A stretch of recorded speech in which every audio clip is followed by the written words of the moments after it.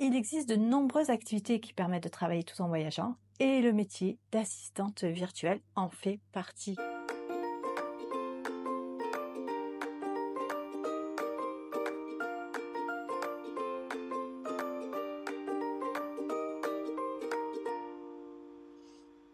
L'un des plus gros avantages d'être assistante virtuelle, c'est que tu es libre géographiquement. Tu as juste besoin de ton ordinateur et d'une bonne connexion Internet. Que tu veuilles travailler depuis ton canapé ou depuis un café en Thaïlande, tout est possible. Imagine-toi, tu te réveilles à Séville et puis tu travailles quelques heures et ensuite tu vas te balader dans les ruelles historiques.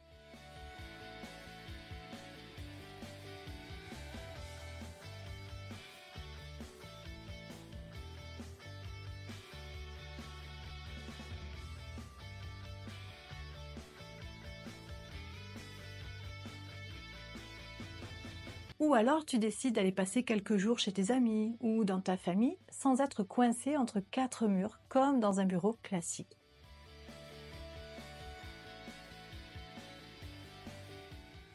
En fait, tu peux voyager autant que tu veux tout en continuant de bosser à distance. Nous, ça fait 12 ans qu'on vit comme ça et c'est vraiment un mode de vie incroyable.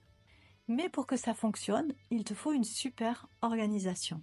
Quand on a commencé en 2013, nous avions une boutique en ligne. Je gérais de nombreuses tâches, service client, réseaux sociaux, gestion des commandes ou des fournisseurs. Et ça, tout en voyageant à travers l'Europe. J'ai même fait l'instruction de notre fils en parallèle. Le métier d'assistante virtuelle, il est parfait que ton choix soit de travailler de la maison ou bien de travailler en voyageant. Ça demande beaucoup d'organisation, ça demande aussi de l'autodiscipline et c'est vraiment un mode de vie qui va t'épanouir si tu es fan de voyage. Tu pourras combiner ta passion pour les voyages et ton activité en ligne d'assistante virtuelle. La clé, c'est de planifier. Tu bosses à ton rythme, mais tu te fixes des deadlines et tu restes surtout bien organisé. Étant donné que tu vas travailler à distance, ça va nécessiter une connexion Internet qui soit fiable. Donc c'est vraiment un critère important dans le choix de tes destinations. Dans certaines régions du monde, la qualité de la connexion, elle peut être médiocre. Il va falloir planifier en conséquence et rechercher des endroits qui répondent à ton exigence de qualité et de vitesse Internet.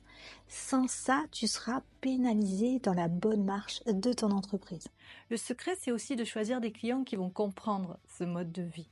Crois-moi, il y en a plein et tu peux facilement gérer ton planning en fonction de tes déplacements. Un autre point très intéressant quand tu es assistante virtuelle, c'est le travail en asynchrone. C'est-à-dire que tu n'as pas besoin d'être sur le même fuseau horaire que ton client. Par exemple, ton client peut être à Bangkok et toi, tu peux être au Portugal, ou vice-versa. Pas besoin d'être connecté en même temps. Depuis des années, nous travaillons régulièrement avec 5 à 7 heures de décalage avec l'Europe. C'est tout à fait possible, mais il faut être préparé à un rythme de travail qui va être différent, hors des normes du salariat. Tu fais ton travail quand ça te convient, tant que tu respectes les délais. Et pour ça, tu vas utiliser des outils de gestion de projet à distance. Tu es libre de bosser à ton rythme, mais c'est important d'avoir une bonne organisation et les bons outils vont te permettre de garder cette autonomie sans stress. La meilleure partie dans tout ça, c'est que tu te sens vraiment libre. Tu n'as pas à être devant ton écran à une heure précise chaque lundi. Tu limites les réunions en direct, tu es autonome mais toujours ultra efficace. Le client, quelque part, il s'en contrefiche que tu sois à Bali, à Paris ou chez tes parents. Ce qui compte pour lui, c'est que le boulot y soit fait et bien fait dans les temps. Si tu avais comme projet de voyager, que ce soit seul, en couple ou en famille, et que tu cherches une activité que tu peux faire à distance pour profiter de ce mode de vie, comme tu peux le voir dans cette vidéo, c'est tout à fait possible avec le métier d'assistante virtuelle.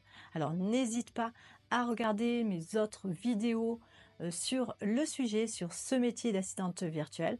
Et si tu as des questions, tu peux aussi les poser en commentaire sous cette vidéo. Et si tu n'es pas encore abonné, n'hésite pas à le faire pour ne pas louper les prochaines vidéos. Je te laisse et je te retrouve très vite dans une nouvelle vidéo.